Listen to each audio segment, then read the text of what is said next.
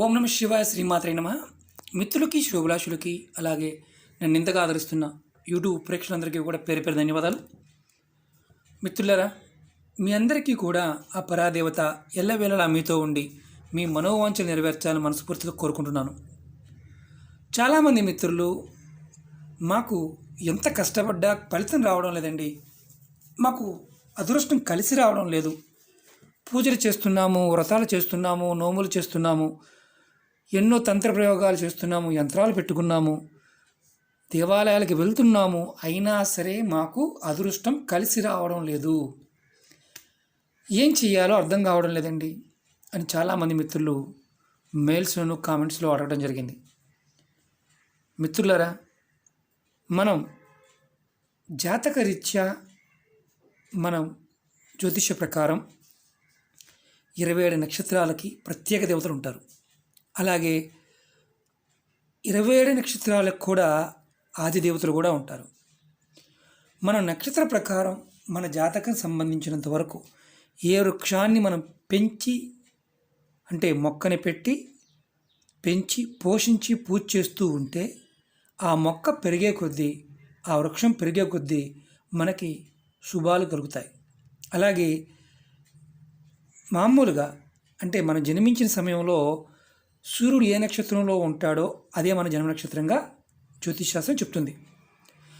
మనం చిత్రం ఏంటంటే, ప్రకృతిలో పంచభూతాల్లో మన భాగం, పంచభూతాల్లోనే ఉంటాం.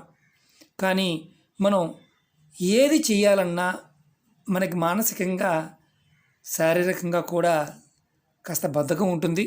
ఆ బద్ధకం వల్ల ఏది చేయలేం. ఈరోజు మనం ఏమీ చేయలేకపోయినా ఈ శ్రావణ మాసంలో కొన్ని మొక్కలు గనక మీరు పెట్టగలిగితే అద్భుతమైన ఫలితాలను పొందగలుగుతారు. ఏ నక్షత్ర జాతకులైనా సరే మీరు కొన్ని మొక్కల పేరు చెప్తాను, చూపిస్తాను.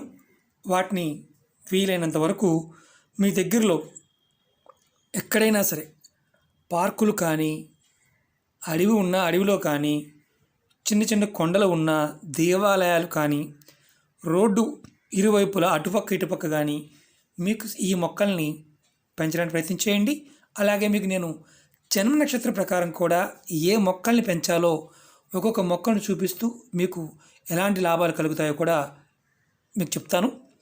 ఫస్ట్ మాత్రం ఈ వీడియోలో మీకు మాకు జన్మ నక్షత్రం లేదండి, తెలియదు అన్నవారు కూడా, నక్షత్రం ఉన్నవారు కూడా ఈ శ్రావణ మాసంలో మీరు ఖచ్చితంగా ఈ మొక్కలు పెంచి చూడండి. పెంచి చక్కగా పోషించండి. ఖచ్చితంగా మంచి మార్పులు మీరు చూస్తారు. ఎలాంటి సమస్యల నుంచి అయినా బయటపడడానికి ఆ మొక్క పెరిగే కొద్దికి మీ జీవితంలో మంచి మార్పులు వస్తాయి.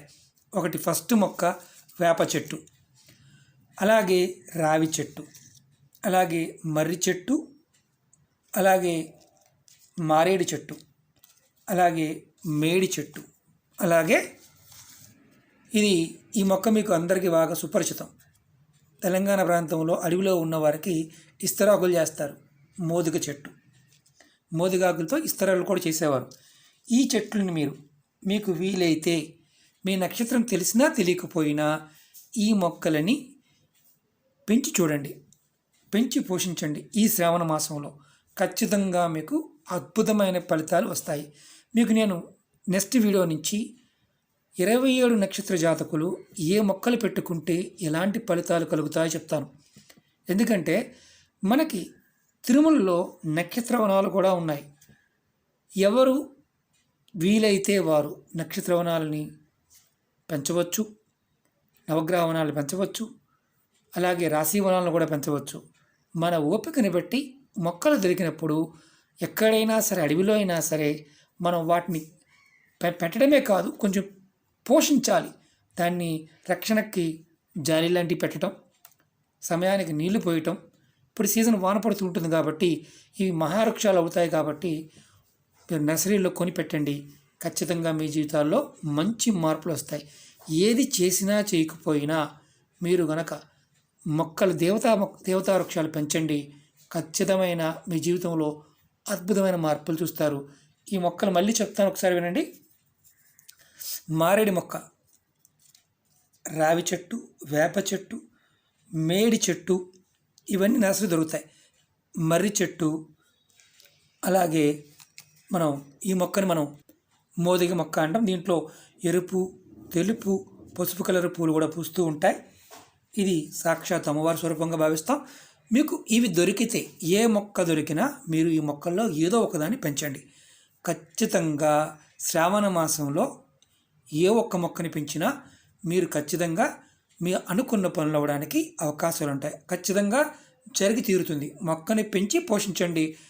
నేను రాబోయే వీడియోలో మీ జన్మ నక్షత్రానికి సంబంధించిన ఏ మొక్కని పెట్టాలి, ఏ మొక్కను పోషించుకోవాలో చెప్తాను. ప్రయత్నపూర్వకంగా చేయండి, ఫలితాలు వస్తాయి. ప్రకృతి మనకి ఎప్పుడు సహాయం చేస్తుంది, ఆ పరాదేవత మనకి ఎప్పుడు సహాయం చేస్తుంది. ఓకే మిత్రులారా, మీకు ఈ వీడియో నచ్చినట్లు లైక్ చేయండి, నా ఛానల్ సబ్స్క్రైబ్ చేసుకోండి, గంట సింబల్ని యాక్టివేట్ చేసుకోండి, 10 మంది మిత్రులకి షేర్ చేయండి. ఓం నమః శివాయ, శ్రీమాత్రే నమః.